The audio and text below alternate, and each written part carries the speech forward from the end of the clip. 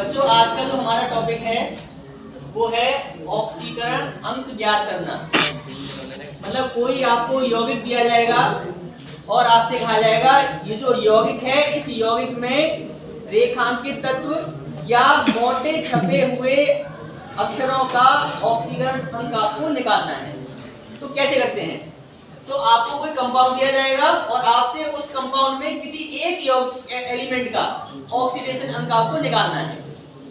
जैसे आपको दिया है H2SO4, ये आपको कोई यौगिक दिया है, ये आपका सल्फ्यूरिक अम्ल, और आपसे कहा जाए कि ये जो सल्फ्यूरिक अम्ल है या जो H2SO4 है इसमें सल्फर का ऑक्सीकरण अंक आपको क्या करना है? निकालना है। यानी सल्फर का ऑक्सीडेशन नंबर आपको निकालना है। तो ऑक्सीडेशन नंबर निकालने के लिए जैसे ये वाला है, या अगर आपसे कह दिया H3CO4 ये है आपका, और इसमें आपको फास्फोरस का ऑक्सीडेशन अंक आपको क्या करना है? निकालना है। या आपसे कह दिया NH4 पॉजिटिव, NH4 के ऊपर क्या लगा दिया? प्लस का कार्ड लगा दिया, और आपसे कह दिया NH4 में किसका N जो है नाइट्रोजन का ऑक्सीडेशन अंक आपको क्या करना है? निकालना है। या फिर आपसे कह दिया जाए NH4Cl, और इसमें क्या करना है? इसमें नाइट्रोजन का ऑक्सीडेशन अंक आपको निकालना है। तो ऐसे कोई सा भी यौगिक आपको दिया जाएगा एक, और आपसे कहा जाएगा कि दिए गए यौगिक में रेखांकित या चिन्हित तत्व का ऑक्सीकरण अंक ज्ञात कीजिए। तो बेटा देखो ऑक्सीडेशन अंक कैसे निकालते हैं। तो क्या कहते हैं? जिस तत्व की ऑक्सीकरण संख्या आपको निकालनी है, पीछे आवाज नहीं, जिस तत्व की ऑक्सीकरण संख्या आपको निकालनी है उसको क्या मानेंगे आप? X मानेंगे। क्या मानेंगे? X। जैसे हमें इसमें सल्फर की निकालनी है तो सल्फर को क्या मान लेंगे आप? X मान लिया। अब सल्फर के अलावा आपका इधर हाइड्रोजन बचा और इधर ऑक्सीजन बचा। अब इन दोनों की ऑक्सीडेशन नंबर यहाँ पर रख देंगे। तो हाइड्रोजन है, हाइड्रोजन की ऑक्सीजन संख्या कितनी होती है? 1 लिया, 2 का मल्टीप्लाई हो रहा है, आपने 2 का मल्टीप्लाई कर दिया, फिर प्लस लगाएंगे, सल्फर को X मान लिया, फिर प्लस लगाएंगे, ऑक्सीजन है -2 होती है, -2 लिख देंगे और 4 का मल्टीप्लाई। अब अगर इसके ऊपर कोई आवेश नहीं लगा है तो बराबर में क्या रख देंगे आप? 0 रख देंगे। अब इस इक्वेशन को आप सॉल्व करेंगे तो क्या आ जाएगा? सल्फर का ऑक्सीडेशन अंक, तो 2 + X - 8 = 0, देन X बराबर कितना रहेगा? 6। तो इसमें सल्फर की जो ऑक्सीकरण संख्या कितनी आ गई आपकी? 6। बात समझ में आई? अब इसके बाद इसको लेके चलते हैं। चलो जैसे आपका H3PO4 है और हमें किसका निकालना है? P का निकालना है। किसका निकालना है? P का। तो जिसकी ऑक्सीकरण संख्या निकालनी है उसको क्या मानेंगे आप? X। मान जा रही अलामत जाए तो P को मान लिया आपने X। अब क्या रह गया? ये H का ऑक्सीडेशन नंबर कितना होता है? 1। तो 1 हो गया, और इसमें P का क्या जाएगा? मल्टीप्लाई, फिर प्लस, P की हो गई X, फिर प्लस O की ऑक्सीजन संख्या कितनी होती है बेटा? -2। कितनी होती है? -2। इसको 4 का क्या जाएगा? मल्टीप्लाई, बराबर 0। हमने 0 क्यों लिखा है? क्योंकि इसके ऊपर कोई चार्ज नहीं है। अगर इसके ऊपर चार्ज होता तो उसे बराबर में रखते। सॉल्व कर दो, 3 + X - 8 = 0, देन X बराबर कितना जाएगा? 5। तो इस वाले यौगिक में फास्फोरस का ऑक्सीजन नंबर कितना जाएगा? 5। अब बेटा ये वाला है अमोनियम, ये अमोनियम आयन है, तो मैं यहाँ लिखता हूँ इसको NH4 पॉजिटिव। अब ये अमोनियम आयन है, तो अमोनियम आयन में आपको नाइट्रोजन का निकालना है। किसका निकालना है? नाइट्रोजन। तो मैंने क्या बताया? जिस तत्व की ऑक्सीकरण संख्या निकालनी है उसको क्या मानेंगे आप? X। इसको बेटा आपने क्या मान लिया? X। प्लस बताओ H का ऑक्सीजन नंबर कितना होता है? 1। कितना होगा? 1। और 4 का क्या जाएगा? मल्टीप्लाई, बराबर। अब बराबर में क्या रखेंगे? अब बराबर में 0 नहीं रखेंगे। अब इसके ऊपर प्लस का 1 आवेश है तो बराबर में रखेंगे प्लस का 1। अगर प्लस लगाए ना लगाए कोई फर्क नहीं पड़ता। तो क्या आ जाएगा? X + 4 = क्या आ जाएगा? 1। तो X बराबर कितना हो जाएगा? -3। कितना जाएगा बेटा? मतलब ऑक्सीडेशन नंबर जो है वो प्लस में भी आ सकता है, माइनस में भी आ सकता है और बट्टे में भी आ सकता है, भिन्नात्मक भी हो सकता है। बात समझ में आ रही है? अब जैसे इसकी बात करें अमोनियम क्लोराइड की, तो यहाँ लिखते हैं NH4 C है, इसमें आपको N का निकालना है, तो क्या करेंगे, इसको मान लेंगे आप X मानिए बेटा, इसका हो गया H का, इसका 1 होता है और 4 का मल्टीप्लाई हो जाएगा प्लस Cl का कितना होता है बेटा -1 होता है, बराबर इसके ऊपर कोई चार्ज नहीं है, कोई आवेश नहीं है, तो बराबर क्या रख देंगे आप 0, बराबर क्या होगा 0। सॉल्व कर दो, x + 4 - 1 = 0, देन x प्राप्त हो जाएगा -3। तो इस तरह से आप किसी भी यौगिक में किसी एक एलिमेंट का ऑक्सीडेशन नंबर आप निकाल सकते हैं, ठीक है। अब जैसे अभी हमने जैसे आपको दिया SO4 और -2 SO4 2 अब आपसे कह रहे हैं सल्फर है, इसमें सल्फर का ऑक्सीडेशन अंक आपको निकालना है। कोई दिक्कत नहीं, कोई भी कंपाउंड आ जाए हम आसानी से निकाल सकते हैं। जैसे S है, इसको मान लिया आपने X प्लस, अब बताओ OT कितनी होती है -2, कितनी होती है -2, 4 का मल्टीप्लाई बराबर, अब बराबर में क्या रखेंगे -2, क्योंकि इसके ऊपर -2 चार्ज है, तो जो भी चार्ज लगा हुआ है उस चार्ज को देंगे -2। अगर कोई चार्ज नहीं होता है तो आप बराबर में क्या रखते हैं 0 रखते हैं, अगर कोई चार्ज है तो उस चार्ज को बराबर में आप रखेंगे। अरे मान जा बेटा x - 8 = -2, देन x रखता रहेगा 6। बात समझ में आई? अब इसके आगे चलते हैं। अब तो कुछ कंपाउंड ऐसे भी हैं जिनका ऑक्सीडेशन नंबर क्या होता है आवश्यकता से ज्यादा आ जाता है, तो उनको कैसे सॉल्व करेंगे। जैसे आपका आया H2O2 है, इसे कहते हैं हाइड्रोजन पेरोक्साइड। क्या ये हाइड्रोजन पेरोक्साइड? आपसे कहा जाए सब हाइड्रोजन पेरोक्साइड में जो हाइड्रोजन है इसका ऑक्सीकरण अंक आपको निकालना है। पीछे बेटा बातें मत करो, शांति से आराम से समझो।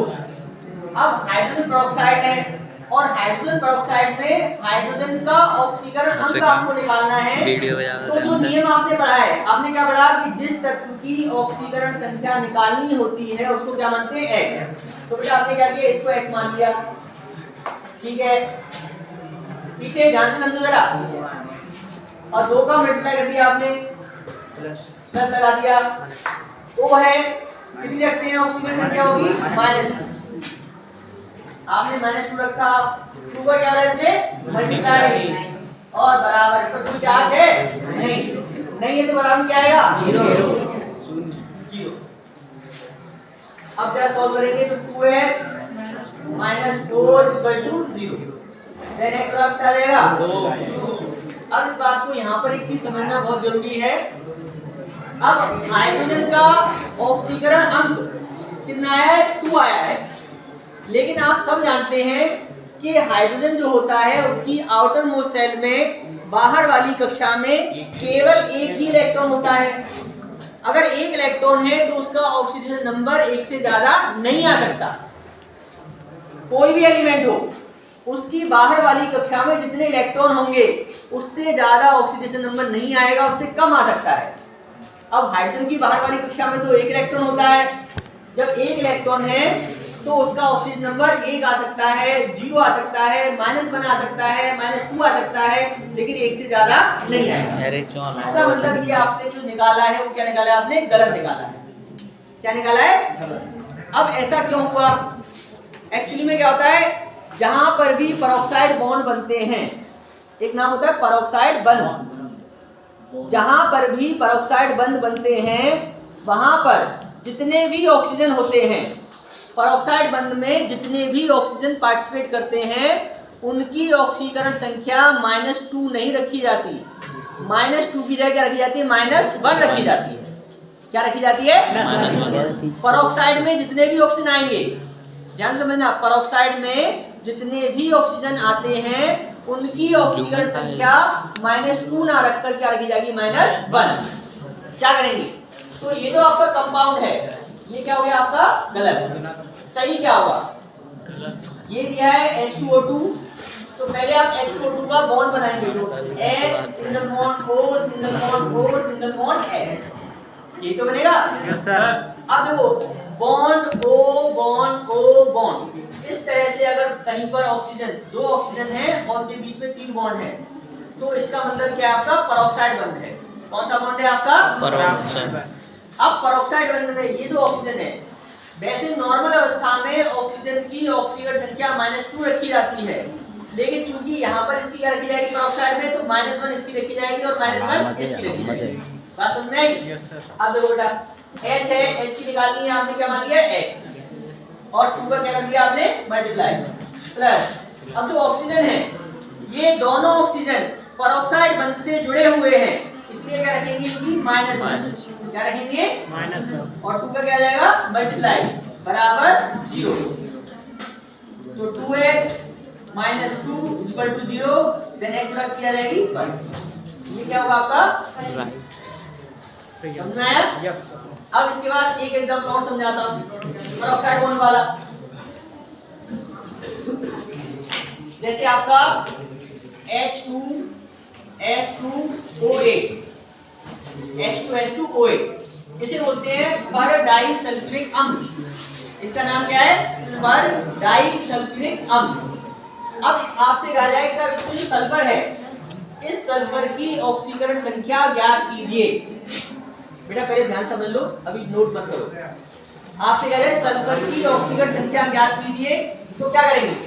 तो जो रूल्स आपको बताए वही फॉलो करेंगे कि भाई जिस तत्व की, जैसे H है, H को क्या हो गई 1 और 2 का मल्टीप्लाई, फिर प्लस सल्फर की माइनस सल्फर के अंदर निकालना है आपको, तो X मान लेंगे, और 2 का क्या आ जाएगा मल्टीप्लाई, प्लस ऑप्शन क्या रखते हैं आप -2, क्या रखते हैं -2, तो आपने -2 रख दिया और 8 का मल्टीप्लाई बराबर 0। समझना ध्यान से जरा क्या लॉजिक है। तो 2 + 2x - 16 बराबर 0, तो क्या रहेगा? तो 2x बराबर कितना रहेगा 14, देन x बराबर कितना रहेगा 7। तो यहाँ पर आपने जो सल्फर का ऑक्सीडेशन नंबर निकाला है कितना है 7। लेकिन आप मुझे एक बात बताइए, जो सल्फर होता है, सल्फर की बाहर वाली कक्षा में केवल 6 इलेक्ट्रॉन होते हैं। कितने होते हैं? 6। अगर सल्फर की बाहर वाली कक्षा में 6 इलेक्ट्रॉन हैं, तो उसका जो ऑक्सीडेशन नंबर है वो 6 से ज्यादा नहीं आएगा। लेकिन यहाँ पर आपने निकाला है, वो कितना आ गया? वो 7 आ गया। इसका मतलब इसके अंदर कोई ऑक्सीजन ऐसी है जो कि पेरोक्साइड बंध से क्या है, जुड़ी हुई है। तो हमें ये पता करना पड़ेगा कि इसके अंदर कितनी ऑक्सीजन ऐसी हैं जो कि पेरोक्साइड बॉन्ड से जुड़ी है। तो क्या करेंगे? पहले इसका स्ट्रक्चर बनाएंगे, बॉन्ड स्ट्रक्चर, ठीक है? तो मैं जरा इसको साफ कर देता हूं। S single bond O single bond S single bond O single bond O single bond S, यहाँ पर भी single bond O single bond H, और ये ऑक्सीजन सिंगल बॉन्ड बनाएंगे। तो बेटा इसका जो बॉन्ड स्ट्रक्चर है ये बनेगा, समझना। H कितने हैं? 2 थे, 1 और 1 2, 2 हाइड्रोजन हो गए। ऑक्सीजन 1 2 3 4 5 6 7 8, 8 ऑक्सीजन हो गए और 2 सल्फर हो गए, ठीक है? अब जरा हमें ये देखना है क्या इसके अंदर कहीं पेरोक्साइड बॉन्ड आया है? आया है। देखो ये वाला है, ये पेरोक्साइड बॉन्ड नहीं है क्योंकि सिंगल ऑक्सीजन है। ये भी सिंगल ऑक्सीजन, ये भी सिंगल ऑक्सीजन, ये सब क्या है? सिंगल है। लेकिन यहाँ पर bond O bond O bond, मतलब 2 ऑक्सीजन है और 2 ऑक्सीजन के बीच में आपके 3 बॉन्ड आ गए। मतलब ये जो आपका बना हुआ है, ये क्या बना है आपका? Peroxide bond. ये क्या है? Peroxide bond. और मैंने आपको बताया है कि पेरोक्साइड बॉन्ड में जितने भी ऑक्सीजन इन्वॉल्व होते हैं, उनकी ऑक्सीकरण संख्या -1 रखी जाती है, ठीक है? तो बताओ इस वाले की कितनी होगी? -2, इस वाले की कितनी होगी? -2, इसकी कितनी होगी? -2, इसकी -2 -2 -2, लेकिन इन दोनों की कितनी होगी? -1 और -1।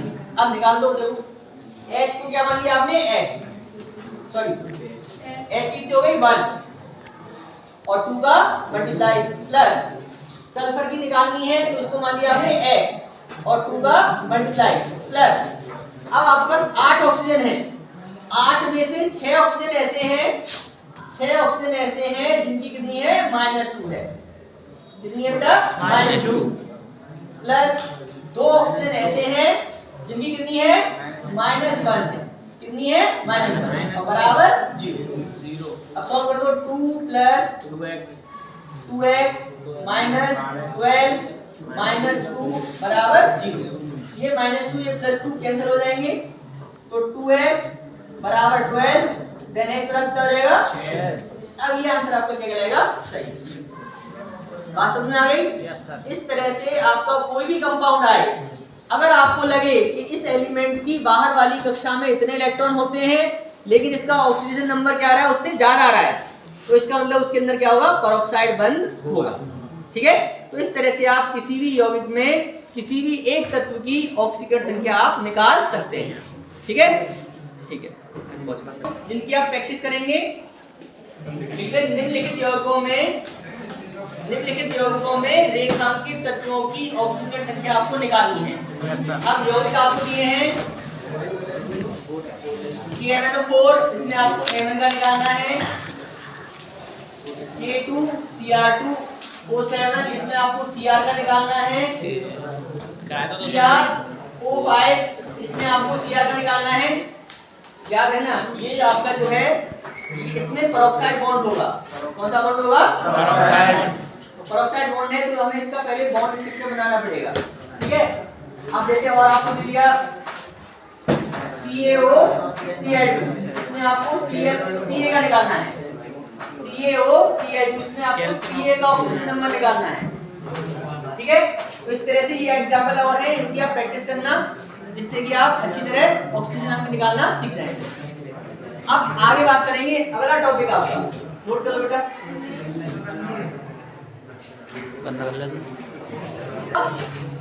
समीकरण संतुलित करना, आयन इलेक्ट्रॉन विधि द्वारा समीकरण संतुलित करना। आयन लाइव क्लास इलेक्ट्रॉन विधि द्वारा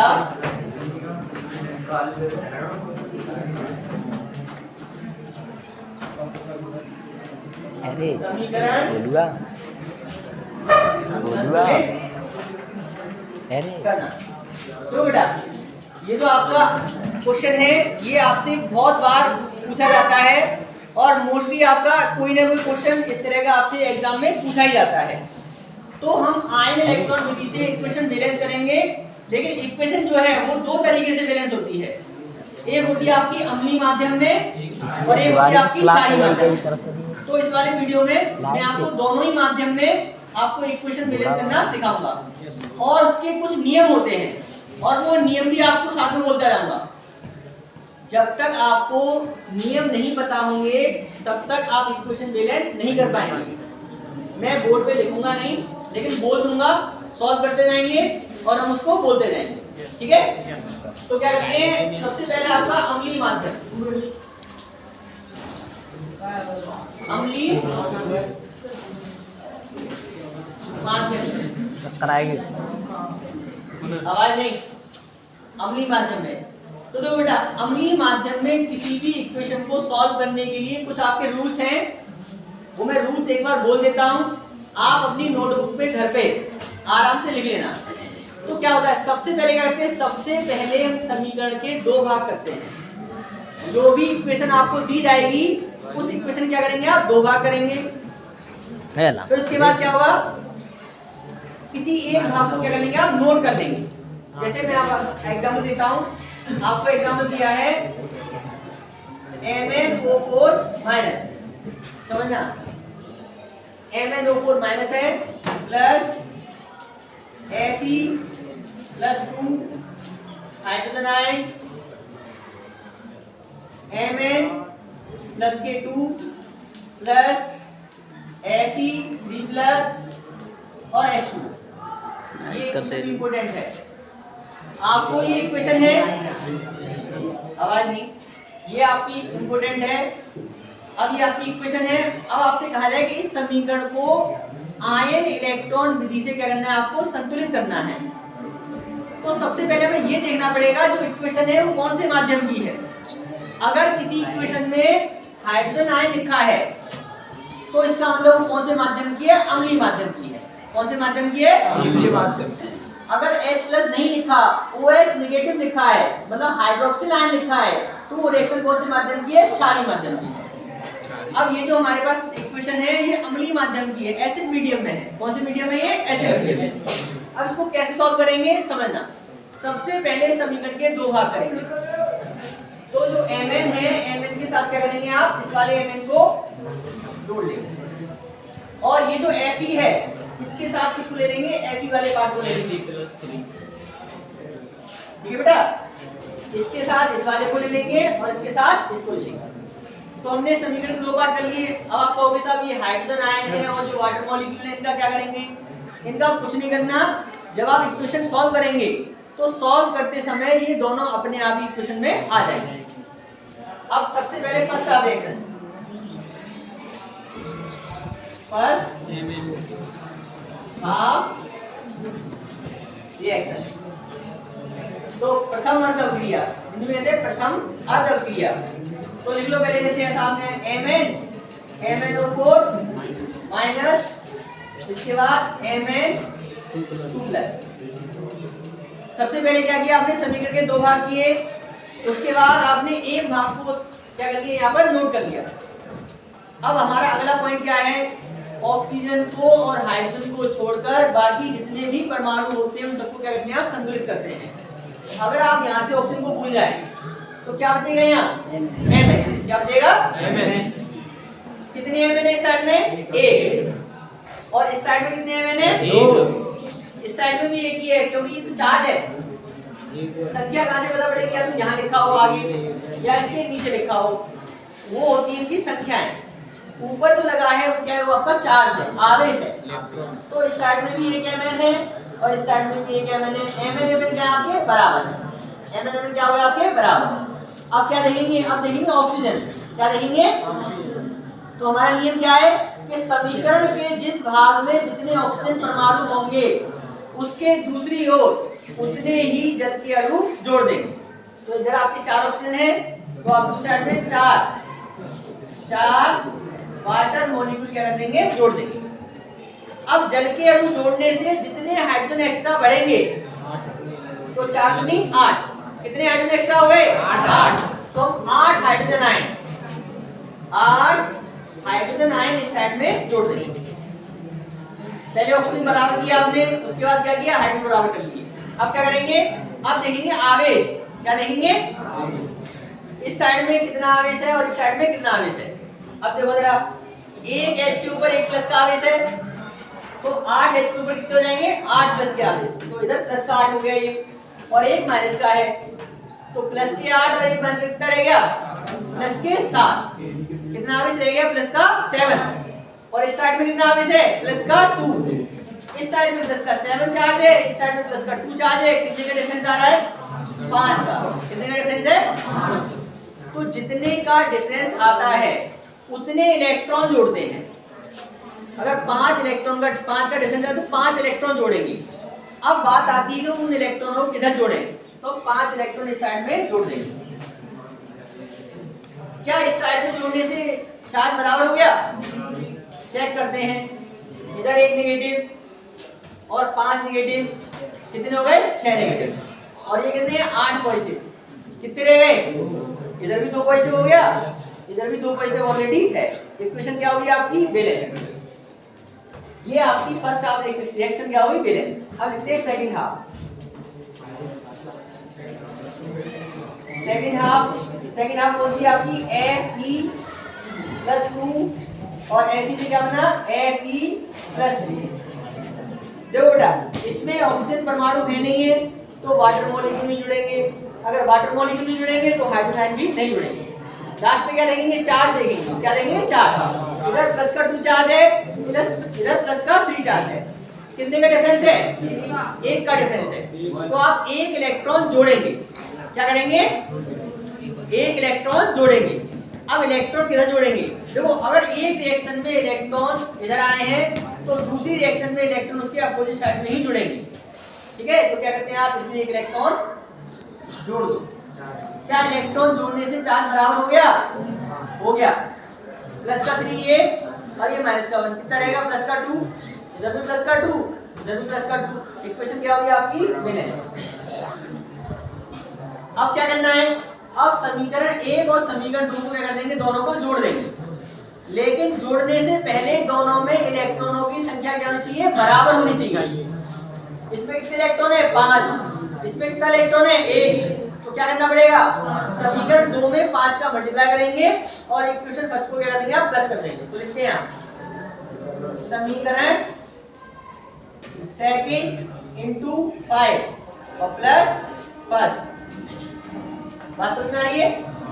अब क्या करते हैं, ये तो ऐसी कैसी आएगी, 5 electron plus 8 hydrogen ion plus MnO4 minus Mn plus का 2 और 4H2। इस वाली इक्वेशन में 5 का मल्टीप्लाई कर दो आप, कितना रहेगा?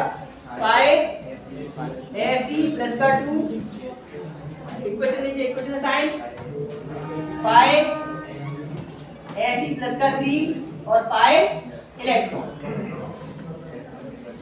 अब बेटा देखो 5 इलेक्ट्रॉन इधर हैं और 5 इलेक्ट्रॉन इधर, ये क्या करेंगे? कट जाएंगे और जो कुछ भी बचेगा उसको आप प्लस करके लिख देंगे। तो पहले ये वाला लिख देंगे MnO4 minus plus 5 Fe plus का 2 8 हाइड्रोजन आयन, इधर क्या बचा? इधर बचा Mn प्लस का 2 और 5 Fe प्लस का 3 और प्लस 4H2। इस तरह से आपकी इक्वेशन क्या हो जाएगी? बैलेंस हो जाएगी। बात समझ में आई? इसको नोट कर लो, एक एग्जांपल मैं दूंगा, उसको आप घर से कर लेना। ठीक है।